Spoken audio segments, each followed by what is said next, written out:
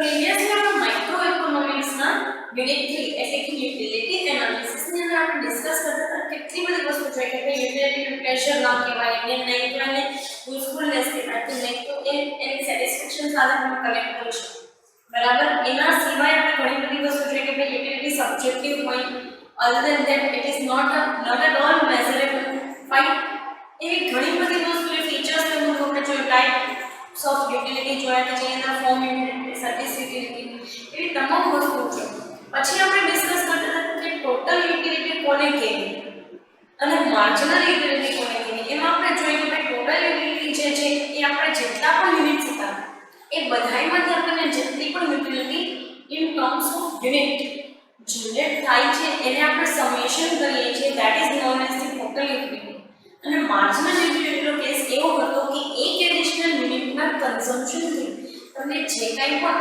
Extra જે છે એ satisfaction or extra utility generate થાય that is known as the marginal utility other than that આપણે એ વસ્તુ પણ સ્ટડી કરેલી હતી કે ભાઈ law of diminishing marginal utility બરાબર જેની અંદર આપણે એવી વસ્તુ જોઈ કે ભાઈ દરેક એક એક્સ્ટ્રા કન્ઝમ્પશનથી તમારી અલ્ટિમેટલી માર્જિનલ યુટિલિટી હંમેશા ઓછી થતી જતી હોય છે બરાબર એવી વસ્તુ આપણે પ્રીવિયસલી સ્ટડી કરેલી હવે સી એ લોની અંદર આપણે તમામ વસ્તુઓના ડેફિનેશન્સ એઝ વેલ એઝ આ જે કંઈ પણ ટેબલ છે એ અને એની સાથે આ ડાયાગ્રામ પણ જોયેલો કે ભાઈ જે કંઈ પણ તમે જુઓ છો જે કર્વ બરાબર માર્જિનલ યુટિલિટી કર્વ એ એકદમ કેવી છે કે ડિમાન્ડ કર્વ જેવી છે ડાઉનવર્ડ સ્લોપિંગ છે આવી વસ્તુ આપણે જોઈ હતી હવે તમને છે ને અઝમ્પશન્સ આપેલી છે લોની બરાબર અહીંયા સુધી આપણે ડિસ્કસ કરેલું કે સ્ક્રીન પર તમે જે સ્લાઇડ જુઓ છો ત્યાં સુધી આપણે ડિસ્કસ કરેલું કે જેની અંદર આપણે એવું જોયેલું કે ભાઈ અહીંયા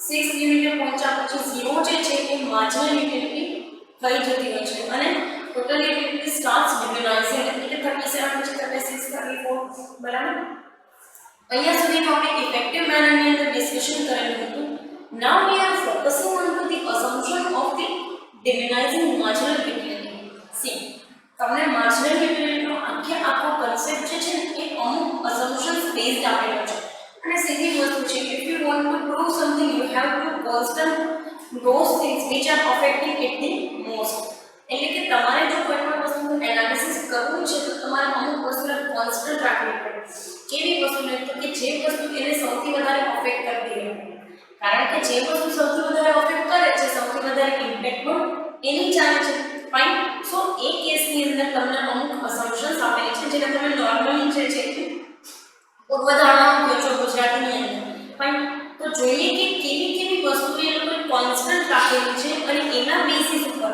એ લોકોએ આ આખો ડિમિનાઇઝિંગ માર્જિનલ યુટિલિટીનો લો કે જેને તમે વધતા જતા અથવા તો વીકેન્ડ સેન્ટેન્સથી વધતા જતા તુષ્ટિગુણનો નિયમ બરાબર એને તમે ગુજરાતીની અંદર આવી રીતે કહેતા અને આ તમારે ડિમાન્ડના ચેપ્ટરની અંદર આપો તમારે તુષ્ટિગુણનું અલગ ચેપ્ટર ના આવે બરાબર if you remember and if you recall your 12th standard or 11th standard તમારે આ જે કંઈ પણ વધતા જતા તુષ્ટિગુણનો નિયમ છે એ તમારે એક ડિમાન્ડના ચેપ્ટર કે માંગના ચેપ્ટરની અંદર આવે તમને એક કોન્ટ્રાડિક્શન થાય કે મેડમ એમાં માંગ ના આવતું અને આમાં યુટિલિટીમાં આવે છે તો તુષ્ટિગુણ આખા નવા ચેપ્ટરમાં આવે છે તો આગળ છે ને તમને એક કન્સેપ્ટ સમજાવું છું જેનું નામ છે કે લો ઓફ ડિમાન્ડમાંથી આ ડિરાઇવ થયેલો છે અથવા તો લો ઓફ ડિમાન્ડ જે છે એ લો ઓફ ડિમિનાઇઝિંગ માર્જિનલ યુટિલિટીની પ્રોડક્ટ છે અથવા તો એનો આઉટકમ છે બરાબર but let us now focus on the અઝમ્પશન્સ જોઈ લઈએ અઝમ્પશન્સ કેવી એ લોકો લીધેલી છે ફર્સ્ટ મેં કીધું છે consumer is wise and intelligent and behaves રેશનલી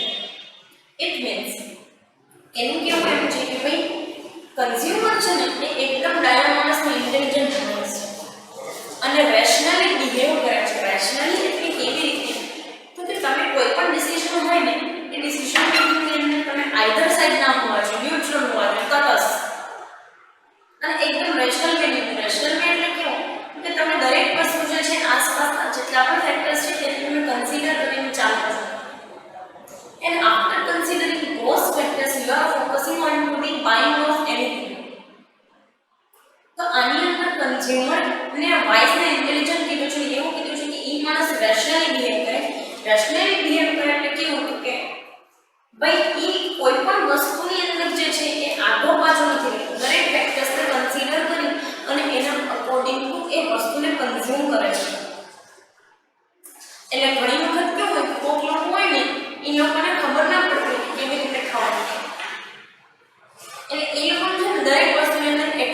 consumption હોય in terms of food items. તો એવા લોકોની વાત અહીંયા કરવામાં આવતી નથી એટલે એવા બધા લોકોને આને શું કીધું છે કે વાઇઝ એન્ડ ઇન્ટેલિજન્ટ એટલે કે એ લોકો રેશનલી બિહેવ કરે પૂરતા પ્રમાણમાં જમે છે પૂરતું જ સેટિસ્ફેક્શન લે છે અને પૂરતા પ્રમાણમાં જ બજારમાંથી વસ્તુઓ ખરીદે છે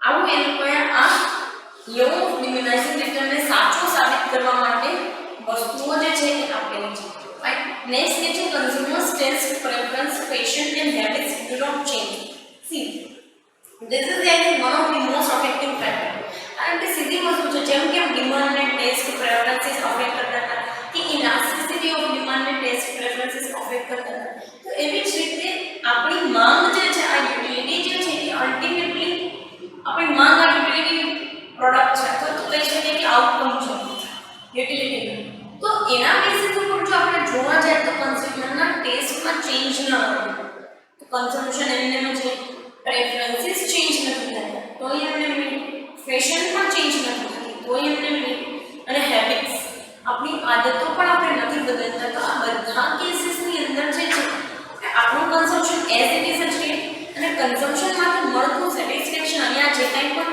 ટોટલ યુટિલિટી ઓર માર્જિનલ યુટિલિટી તમે જુઓ છો એ બંને વસ્તુ પણ કોન્સ્ટન્ટ રહે બટ હકીકતમાં આને કન્ઝમ્પશનમાં એટલા માટે લીધું છે કારણ કે દરેક સમયે તમે ચોખ્ખે ચોખ્ખી વસ્તુ કે દરેક સમયે તમારા ટેસ્ટ પ્રેફરન્સ ફેશન અને હેબિટ્સ બધું ચેન્જ થાય છે પ્રેફરન્સીસ અને ટેસ્ટની તો ખાસ વાત કરું તમને છે ને તમે કેમ ઘણી વખત બજારમાં જાઓ છો બરાબર રેસ્ટોરન્ટની અંદર જતા હોય ને જમવા જાઓ છો કંઈ તમે દરેક વખતે પંજાબી જ જમો છો ના you are ordering different items every time you visit the same restaurant બરાબર તમે દરેક વખતે different items different food products જે છે એ વસ્તુને તમે ઓર્ડર કરો છો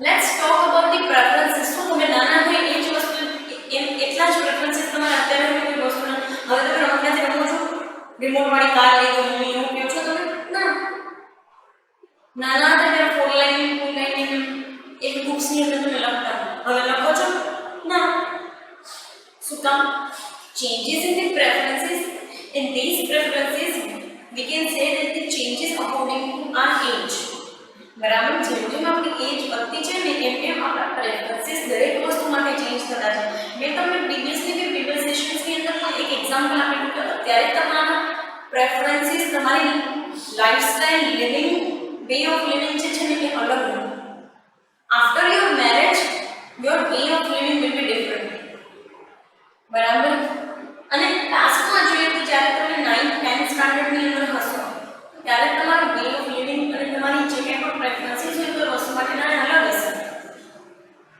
fine so taste and preferences are the most affecting as well as fashions તમે શું નાના હતા ત્યારે જેવી ફેશનના કપડાં પહેરતા ત્યારે એવી ફેશનના કપડાં પહેરો છો ના બિલકુલ નહીં અત્યારે તો તમે તમારી ચોઈસની જે છે એ વસ્તુઓ અને તમારી ચોઈસના કપડાં તમારી ચોઈસના એક્સેસરીઝ તમારી ચોઈસના શૂઝ એવી દરેક વસ્તુ તમે તમારી ચોઈસની લ્યો છો અને પછી એવી જ વસ્તુને પહેરો છો fine so that is the thing અને એના અકોર્ડિંગ તો જ કીધું છે નેક્સ્ટ તમે કહે છે હેબિટ્સ ડુ નોટ ચેન્જ હા એક આ વસ્તુ છે કે કદાચ તમારી આદતો નહીં બદલવી જોઈએ બરાબર આપણી કન્ઝમ્પશન પેટર્ન હોય ને એ બહુ જલ્દીથી ચેન્જ ના થાય તમે 2 રોટલી કન્ઝ્યુમ કરતા હોય લંચની અંદર તો એવું ના બને કે તમે અચાનકથી 10 રોટલી ખાવા માંડો કે 5 રોટલી કે 7 રોટલી ખાવા માંડો fine but it takes time થોડોક ટાઈમ લે અને પછી તમારી જે છે એ કન્ઝમ્પશન પેટર્ન જે છે ચેન્જ થાય નેક્સ્ટ તમે કીધું છે પ્રોડક્ટ્સ આર હોમોજીનિયસ સી તમે આ વસ્તુ પહેલી વખત સાંભળેલી છે તો બે વસ્તુનો તમે ડિફરન્સ સમજી લો છો homogeneous and heterogeneous there are two kinds of product in the market માર્કેટની અંદર જે છે એ પ્રોડક્ટ્સ જે છે ને એ બે પ્રકારની હોય છે નોર્મલી શું એક હોય છે હોમોજીનિયસ અને બીજી છે હાઇડ્રોજીનિયસ સી અથવા તો તમે એને હેટ્રોજીનિયસ પણ કહી શકો છો homogeneous products are the once who are resemblance to each other which are resemblance to each other simply homogeneous product જે છે ને એ એવી હોય છે કે જે એકબીજા જેવી જ દેખાતી હોય એકબીજા જેવા જ કેરેક્ટરિસ્ટિક્સ ધરાવતી હોય જેમ કે માહી મિલ્ક અને Amul milk love soap Dove soap or any kind of bathing soap. These are the homogeneous products. Any kind of hair shampoo, any kind of hair oil. These are the homogeneous products. They are more or less same in the characteristics as well as they are more or less identical products. જ્યારે બીજો એક concept છે heterogeneous. These products are never be the same. It means કે એ ક્યારે same નથી હોતી. હા, એક વસ્તુ છે કે તમે એ બંને વસ્તુને એકબીજાના સબસ્ટિટ્યુટની અંદર જે છે એ યુઝ કરી શકો. જેમ કે લક્સનું બોડી વોશ અને લક્સનું સોપ, આ બંને વસ્તુ અલગ છે. એક છે એ લિક્વિડ ફોર્મની અંદર છે, બરાબર, બીજું સોલિડની અંદર છે. Then you can make milk powder and milk, બરાબર. So these are the heterogeneous products. Somehow you can work it out onto the as a parameters of substitute. તમે એને સબસ્ટિટ્યુટ તરીકે યુઝ કરી શકો છો. બટ એક વસ્તુ કહે તો કે એની પ્રોપર્ટીઝ બિલકુલ અલગ હોય છે. તમે અમૂલ મિલ્ક પીવો અને અમૂલ મિલ્ક પાવડર પીવો, they are different in their properties. Fine. So they are not at all the same. એટલે એક પ્રકારની સેમ પ્રોડક્ટ ના, that is known as the heterogeneous. Fine. Size of the consumption must be proper. Yes. જો તમારે marginal યુટિલિટીનું analysis કરવું છે તો તમારા કન્ઝમ્પશનની સાઇઝ છે ને એકદમ પ્રોપર હોવી જોઈએ. લાઈક ફોર એક્ઝામ્પલ એવું નહીં હોય કે ભાઈ આ કલાકની અંદર તમે 2 રોટલી ખાધી, આ કલાકમાં અડધી 3 રોટલી ખાવ નહીં. તમારે જો માર્જિનલ યુટિલિટી મેઝર કરવી છે તો આ કલાકમાં 2 રોટલી, નેક્સ્ટ આવરની અંદર 2 રોટીસ, નેક્સ્ટ ટુ નેક્સ્ટ આવરની અંદર 2 રોટીસ, બધા કલાકોની અંદર તમારે સેમ કન્ઝમ્પશન જે છે કરવાનું છે. then and then only you will be able to analyze this law. Fine. See, next one છે તો કે time of consumption should be constant. Yes, તમારે જો મેઝર આઉટ કરવું છે તો ટાઈમ છે ને કન્ઝમ્પશન એ કોન્સ્ટન્ટ રહેવો જોઈએ. ઇટ મીન્સ કે આ કલાકમાં જેટલી વસ્તુ કન્ઝ્યુમ કરી 1 કલાક પછી, એટલે કે અત્યારે 12 ને 10 કન્ઝ્યુમ થઈ ગયું તો 1 ને 10 ફરી પાછું તમે કન્ઝ્યુમ કરશો, ફરી પાછું 2 ને 10 કન્ઝ્યુમ કરશો, 3 ને 10 કન્ઝ્યુમ કરશો. તો દરેક ટાઈમ પીરિયડ માટે 1 કલાકનો ટાઈમ પીરિયડ છે બધામાં છે, બધા કન્ઝમ્પશનમાં છે. યસ, તો એ વસ્તુ બી કોન્સ્ટન્ટ રહેવી જોઈએ, બરાબર. એમાં કોઈ ચેન્જ ના હોવો જોઈએ, તો પછી એનાલિસિસ ના થાય. નેક્સ્ટ આપણે કહે છે both the utilities can be measured in cardinal numbers. Yes, both the utilities, it means total and marginal income. આ વસ્તુના કન્ઝમ્પશન તરીકે આપણે પહેલા રાખી દીધી હતી, અહીંયા છે. ક્યાં? અહીંયા quantifiable and measurable income. Fine. So this is the thing. અને એના અકોર્ડિંગ કીધું છે કે બંને વસ્તુને તમે કાર્ડિનલ અને નંબર્સની અંદર તમે મેઝર કરી શકો છો in terms of units or in terms of any other thing. Fine. So that is the thing. અને આ તમને assumptions આપેલી છે આજની. નેક્સ્ટ તમને એક વસ્તુ આપેલી છે exceptions of this law. બહુ જરૂરી છે એક્સેપ્શનને સમજવા. See, why so exception? કારણ કે દરેક law છે ને એ અમુક જગ્યાએ કામ ન જ કરતો હોય. અમુક જગ્યાએ દરેક laws કે દરેક જે કંઈ પણ થિયરીઝ છે એ કામ ના જ કરતી હોય. એક્સેપ્શન કોના હોય છે? તો થિયરીઝના અને લોઝના, કે જે જગ્યાએ વસ્તુ વર્કઆઉટ નથી કરતી in the effective manner or we can say that in the productive manner. પણ પહેલું જ તમને કીધું છે કલેક્શન ઓફ રેર આર્ટિકલ્સ. તમને એવો શોખ હોય કે ભાઈ હું અલગ અલગ જાતના સિક્કાઓને એકઠા કરું, જૂનામાં જૂનાથી લઈને નવામાં નવા સુધી અલગ અલગ જાતના સિક્કાઓને હું એકઠા કરું. So this is your interest area. તમને એ વસ્તુની અંદર ઇન્ટરેસ્ટ છે, તમને આવું રેર આર્ટિકલ કલેક્ટ કરવાની ઈચ્છા છે, તો તમે એ વસ્તુ માટે તમારી મર્જિનલ ક્યારે ડિમિનાઇઝ ના થાય. તમને હંમેશા એ વસ્તુ ગમે છે, રેર આર્ટિકલ્સને તમને કલેક્ટ કરવા ગમે છે, તો કલેક્ટ કર્યા પછી એવું તો નહીં થાય ને કે હવે કલેક્ટ ના કરીએ. તમે કરશો, કારણ કે તમે જ્યારે રેર આર્ટિકલ્સને માર્કેટમાં વેચશો ને you will get so much money, બરાબર. તો તમને એ વસ્તુ માટેની યુટિલિટી જે છે ક્યારે ડિમિનાઇઝ નહીં થાય. એ વસ્તુના એડિશન્સ છે કે આર્ટિકલ્સના એડિશન્સથી તમારી માર્જિનલ યુટિલિટી ક્યારે ઓછી નહીં થાય. ધીસ ઇઝ ધ ફેક્ટ, બરાબર. નેક્સ્ટ પે તમને પૂછું રીડિંગ હેબિટ. નેક્સ્ટ તમે પૂછું રીડિંગ હેબિટ. રીડિંગ હેબિટ હોય ને એ લોકો જે લોકોને વાંચવાનો શોખ હોય ને એના ઘરમાં તમે જો એને આખું એક લાઇબ્રેરી ટાઈપનું એન્વાયરમેન્ટ બનાવેલું.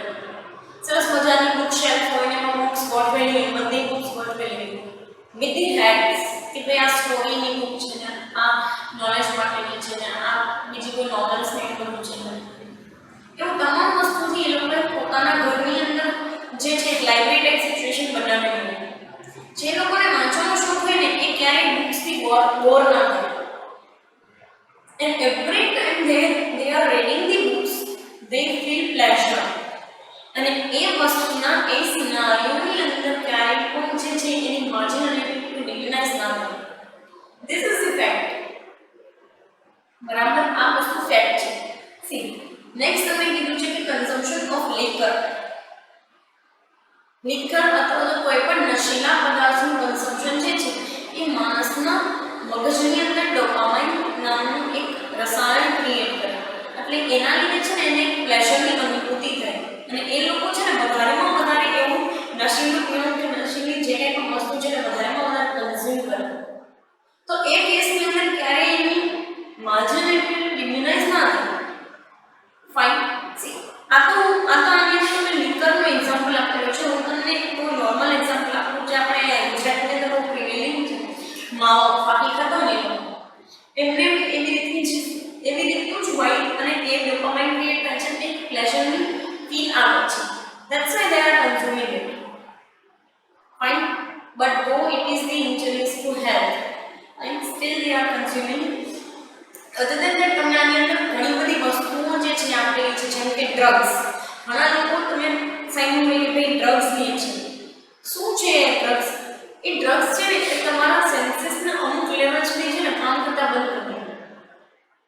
એટલે એનાથી તમને એવું થાય કે now we are tension free and we do not have any motivation to do any kind of work, and that's why they feel somehow pleasure and they are consuming it more and more, and in that case marginal activity will not at all decline. બરાબર, ક્યારેય ડિમિનાઇઝ નહીં થાય. Next તમને કીધું છે લવ four music. જે લોકોને music ગમતું હોય ને એ લોકોને તમે માની લો કે કોઈને પિયાનો વગાડવો ગમે છે, કોઈને ગિટાર વગાડવો ગમે છે, તો એ લોકો આવી વસ્તુ કે આ શોખની વસ્તુ કરવાથી લોકો ક્યારેય બોર ના થાય. બરાબર, કે મ્યુઝિક સાંભળવાનો કોઈને શોખ હોય કે કોઈને ગાવાનો શોખ હોય તો એ લોકો ક્યારેય આવી વસ્તુથી બોર નથી થતા. દે ફીલ ઓલવેઝ પ્લેઝર અને એની અંદર એક હેપી એલિમેન્ટ ક્રિએટ થાય. હેપી એલિમેન્ટ ક્રિએટ થાય એટલે એ લોકો જે છે એ મ્યુઝિક જે છે એ વધારેમાં વધારે એના પર ફોકસ કરે. ક્યારેક માર્જિનાલિટી ડિમિનાઇઝ ના થાય. ફાઇન. લાસ્ટ તમે કીધું છે the case of money and this is in the true sense. કે તમને પહેલા પણ કીધું કે જેમ જેમ આપણે પૈસા કમાઈએ ને એમ ક્યારેય આપણે યુટિલિટી ડિમિનાઇઝ ના થાય, ઉલટાની વધે. કારણ કે આપણને એ વસ્તુમાંથી એ પીક લેવલનું યુટિલાઇઝેશન ક્યારેય થતું જ નથી. એ પીક લેવલની યુટિલિટી ક્યારેય મળતી જ નથી. તો ધી કેસ ઓફ મની એ એક્સેપ્શનની અંદર આવી ગયું. પ્રીવિયસલી પણ મેં આપણને વસ્તુ કીધેલી હતી કે ભાઈ આ વસ્તુ એક્સેપ્શન છે કે પૈસા જેટલા તમે કમાવો એટલી જ તમને વધારે પૈસા કમાવાની ઈચ્છા થાય. તો એ કેસની અંદર મની જે છે એક્સેપ્શનમાં તમને આપી પણ દીધું છે. કારણ કે આપણે ક્યારેય મનીની માર્જિનાલિટી છે ને ડિમિનાઇઝ ન થાય. અને પર્ટિક્યુલર આ સેશનની અંદર આપણે અઝમ્પશન્સ એઝ વેલ એઝ એક્સેપ્શન્સ જે છે એ વસ્તુને આપણે જોઈ લીધી. કમિંગ સેશન્સની અંદર ઇમ્પોર્ટન્સ એઝ વેલ એઝ જોશું કે ડિમાન્ડનો લો કેવી રીતે આવ્યો ડિમિનાઇઝિંગ માર્જિનલ યુટિલિટી ઉપર. ફાઇન. અત્યારે અહીંયા સુધી રાખીએ. Thank you so much.